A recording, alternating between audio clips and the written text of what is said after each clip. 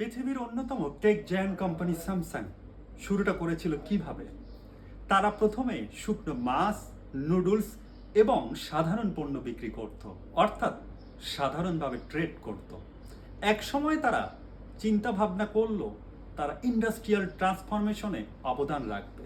প্রথমে টেক্সটাইলে ফোকাস দিল, দ্বিতীয় ধাপে তারা শিপ বিল্ডিংয়ে প্রবেশ করলো এবং ফাইনালি তারা ইলেকট্রনিক্স শিল্পে বিপ্লব নিয়ে আসার জন্য যাত্রা শুরু করলো।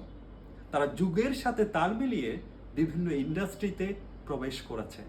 আইফোন যেখানে প্রিমিয়াম ভাইব নিয়ে কাজ করেছে, স্যামসাং সেখানে সকল ধরনের রেঞ্জে প্রোডাক্ট সেল করেছে, অর্থাৎ তারা সব ধরনের কাস্টমারকে গ্লোবালি ক্যাপচার করেছে।